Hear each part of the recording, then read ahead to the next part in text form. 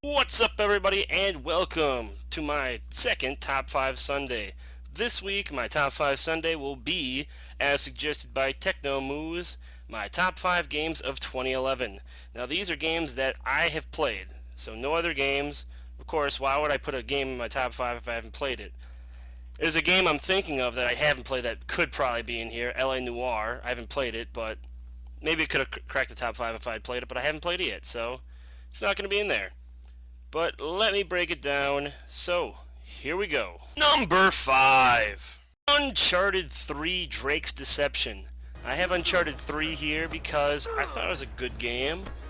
It's not my favorite of the three. I think my favorite is either 1 or 2. I'm not going to specify right now because I don't have to. But I really did enjoy the big scale events that happen in the game. If you haven't played it, there are probably some spoilers in this top 5, so be careful of that. But I really did enjoy the airplane scene. You probably have seen it in a trailer of some sort, but when Drake's in the cargo plane and he's fighting with bad guys and there's shit flying everywhere, he almost falls out of the cargo plane, and then he's climbing back up off on the netting, and then eventually gets down and is wandering the desert. Wandering in the desert thing is pretty interesting because there's no gameplay, there's no fighting, but it's just interesting to kind of just for the story-wise for that. I also like the sinking ship. That was another big scale event, but overall the story was really good too. But I did prefer the first two more than this one, but hopefully they can bring it all back together with the fourth one. I did like the dynamic between Drake and Elena in this one because I believe they got married. It's never mentioned in the game, but it's hinted pretty heavily. I really like the relationship in this game.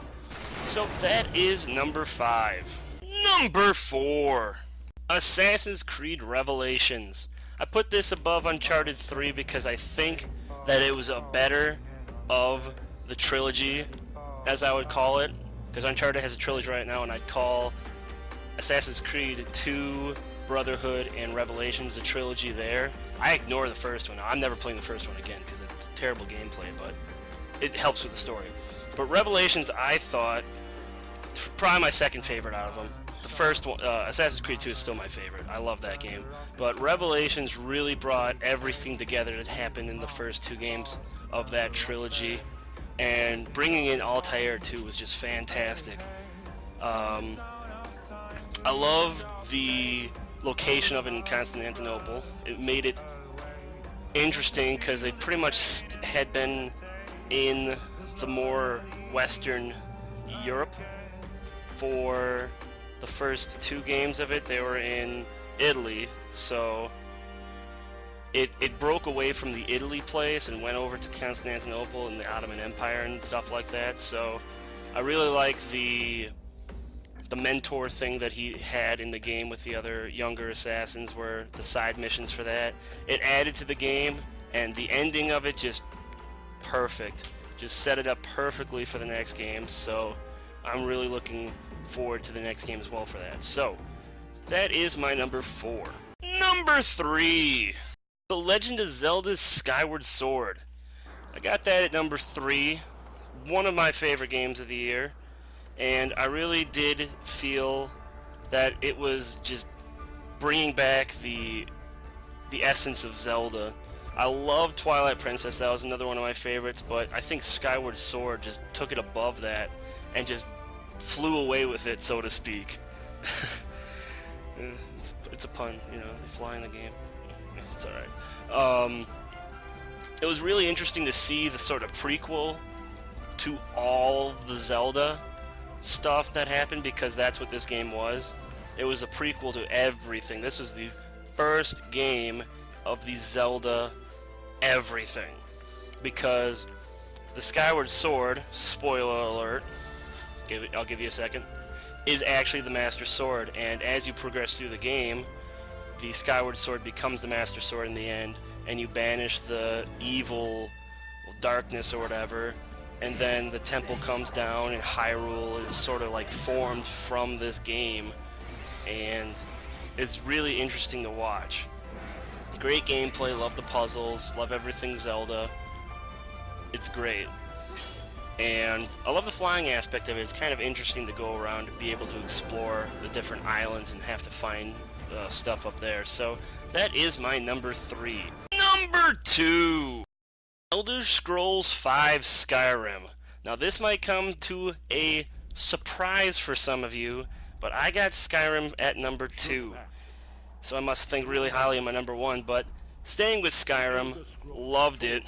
My favorite game of all time before, from a couple years back, was Oblivion, and Skyrim just took Oblivion and put it on its head and just kicked it through the goalposts, up and in. Fantastic game. The dragons was a great thing, because with Oblivion you had to go through the Oblivion gates, and it just seemed like a pain in the ass. With the dragons, it just seemed natural in the gameplay, because the dragon would just pop up, you'd fight it, you get some dragon bones and some scales, and you move on. With the Oblivion Gate, you have to go through, blah blah blah blah blah, and do a bunch of shit that you really don't want to do. But the dragons, it seemed like a real good challenge, and the collectability of it was with the shouts, and that was fun. Even though it was a pain to collect them. I mean, probably most people, in order to find most of the shouts, had to go online to find them, but loved the whole thing. My whole game, I got a platinum trophy on it for PS3. Took me about 120 hours. I'm excited for the DLC that just came out as well. I haven't played it yet, but really love the game. Skyrim, it's just wow. I mean, the environment, the gameplay is that much better from Oblivion. I love the finishers. It's just, you cut off people's heads, you slice them up. It's really, really awesome. I'm not so sure about the Elder Scrolls Online as of now. Maybe it will be good. I'm not sure, but it'll be interesting to take an Elder Scrolls game and then, you know, have everybody in it in one package. But back to Skyrim. It is just, it's just wow. You can't really describe it in this sort of thing, but it's my number 2. Number 1, Batman Arkham City. Yes, Batman Arkham City is bestowed upon as my number 1 favorite game of 2011, and I will tell you why. Because Batman Arkham City was that much bigger of a leap over Arkham Asylum. Every single one of my games that I have on here has been a sequel of sorts. I mean, it may not be a direct sequel like Skyrim or Skyward Sword, but it is a sequel of sorts. It is built upon something. And Batman Arkham City, built so far above Arkham Asylum, they could drop a anvil on its head, just like in Looney Tunes, and just flatten it. It's just that much better. And one thing that really, really, really caught my attention was the inclusion of being able to play as Catwoman as well. Because being able to play as Catwoman takes the dynamic away from Batman as being the main character the entire time, the only playable character, and puts you in the hands of Catwoman, a more agile character, different ways to move around the city, different ways of combat, and it just gave you a deeper understanding of the game. Because if you didn't have the Catwoman DLC when you started up the game, a lot of it doesn't make I would say a lot of it wouldn't make sense to me anyway. It just brings everything together in the game, and it drives the story along with it. Because I was playing the game and I was like, alright, when's the next Catwoman thing, when's the next Catwoman thing? But back to Batman. Love the entire thing, love the flying mechanic of it. It's a lot better getting around than you had in Arkham Asylum, where you're just basically running the entire time like a jackass. But the inclusion of all the villains too, a lot of people would say it hindered the game because it wasn't able to have villains be highlighted as much as they should be, but I thought it enhanced the game. Because thanks to Batman Arkham City, I learned of villains I had no idea of. The Mad Hatter I had never freaking heard of. Calendar Man, he was from the first game though. They had a little thing about him, but I've never heard about him before these games. Victor Zsasz, I never heard about him. A lot of the lower level kinds of villains I'd never heard of. And the Batman games also got me wanting to watch the original animated series. And I'm going through watching the original animated series, and I'm watching Superman, then I'm watching The New Adventures of Batman, and then Justice League. So it's really brought me into wanting more out of it. And I'm really excited for the DLC that came out a while back. I haven't played it yet because I want to do a Let's Play of Batman Arkham City and include the DLC in it.